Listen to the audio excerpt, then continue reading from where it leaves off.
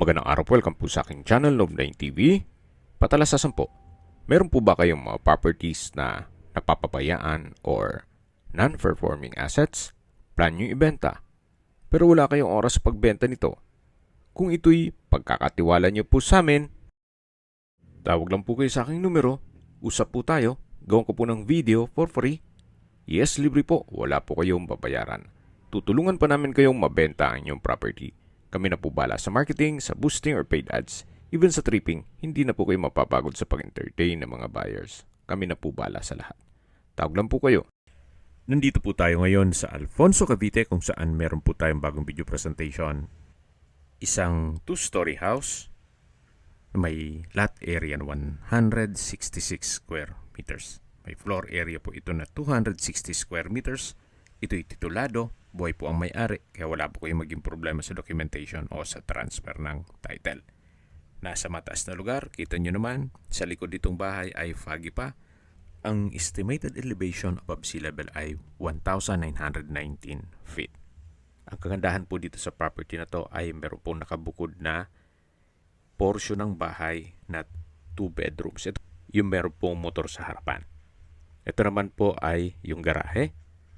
At dito naman po yung main door. Ito po yung main house. At mula po dito matatanong natin yung receiving area. At dito naman po yung open below na kung saan dyan po yung living area o salas, dining area at yung formal kitchen. Dito po sa taas ay meron pong covered na balkonahe at yung master bedroom na may sariling toilet and bath at walk-in closet. Halos hindi naman po ito natirhan ni owner gawa ng madalas nasa Amerika po sila. Kaya ang reason for selling, property liquidation. Yan po may chandelier at dito naman po sa baba yung tinutukoy ko na open below na kung saan yan po yung living area o salas. Sa mga furnishings, siguro po kung maibigan nyo, pag-usapan nyo na lang ni owner. Pero yung mga personal stuff ay hindi po kasama. Ito po yung tinutukoy ko na covered na balkonahe na kung saan meron po yung overlooking view. Hindi lang natin ma-check ngayon gawa ng umulan. Pero maganda naman po ang tanawin yan. Yan po ulit yung receiving area. Sa dulo yung main door. At ito na po yung tinutukoy ko na master bedroom. Naka-solid wood door. Malaki naman ang espasyo. Meron pong sliding glass window with security grill.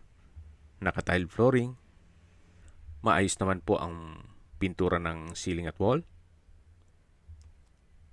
At ito naman po yung tinutukoy ko na toilet and bath. Kompleto rin po ang bathroom fixtures, kaya nitong hot shower set, water closet with bidet, bathroom countertop, vanity mirror, bathroom cabinet, hand wash basin, at ito po yung walk-in closet. Na hanggang ngayon, may mga gamit pa si owner. Ito po yung toilet and bath dito sa master bedroom. Tunghayan nyo po ulit. Malaki naman po ang espasyo. At meron din pong sliding glass window na may overlooking view. Labas na po tayo. At balik po tayo dito sa may receiving area. Malaki naman ang espasyo nito. Ito po palang property ay in between ng dalawang alley o daan. Kaya corner lot din po ito. Ito po yung railing. At ito naman yung hagdan. Pababa po tayo. Ito pong hagdan ay naka-concrete staircase. Matatanong natin yung dining area at formal kitchen. Samahan niyo po ako. Baba po tayo. Ito pong staircase wall ay maayos naman. Wala pong crack itong wall o structure. At nandito na po tayo sa lower ground nitong bahay. Yan po yung dining area at ito po yung living area. Open concept lang po ito, walang partitions, kaya maaliwalas. Ito po ay owner's built, kaya quality naman po ang pagka-construct nito. Yan po yung living area, ito yung dining area na meron pong sliding glass window with security grill. Meron din pong drop light. At dito naman po yung breakfast nook. Then sa dulo naman yung formal kitchen. At yung natatanong natin na pintuan niya naman po yung maid's room. Ito po yung formal kitchen. May wall-mounted kitchen cabinet na naka-soft close hinges. Then kitchen countertop, kitchen window, stainless sink with faucet. At ito naman po yung common toilet and bath. Naka-PVC door. May bathroom countertop, vanity mirror, water closet with bidet. Meron din pong shower. At ito ay naka-tile bathroom wall. Meron din pong bathroom cabinet. Lipat na po tayo dito sa may maid's room. Naka-solid wood door. Then sa spasyo, sakto lang. Meron din pong sliding glass window with security grill sa dulo. At labas na po tayo. Yan po ulit yung formal kitchen, yung breakfast nook, at dito po yung banyo. Dito naman po nakapwesto yung ref, at dito po ay may access door papunta dun sa alley. Yung tinutukoy ko na daan. So, steel door po yan. Balik po ulit tayo dito sa loob. Yan po ulit yung kusina, formal kitchen. Ito yung common toilet and bath. At dito naman po yung dining area. Ito po yung living area. At ito naman po yung hagdan. Naka-tubular railing. Then ito pong hagdan ay naka-concrete staircase. Akyat po ulit tayo para check natin yung tinutukoy ko na nakabukod na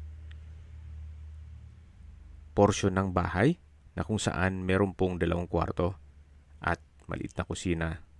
Kumbaga kompleto rin po yon na pwede nyo pong paupahan. Ito po yung garahe bago dumating sa main door. Yan po yung portion ng bahay na kung saan kompleto din po yan. Ito po yung main door niya. Naka-solid wood door. Meron din pong maliit na living area o salas. Yan po yung access papunta sa garahe na pinakita ko sa inyo kanina. At dito naman po ay may kusina o kitchen countertop na may wall-mounted kitchen cabinet, stainless sink, at kitchen window.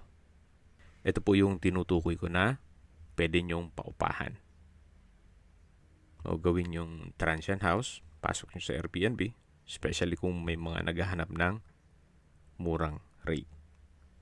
Check po natin itong access door papunta sa garahe. Yan po yung garahe at doon naman yung main house. Ito naman po yung tinutukoy ko na 2 kwarto. Itong first bedroom ay may sariling toilet and bath. Check natin itong banyo.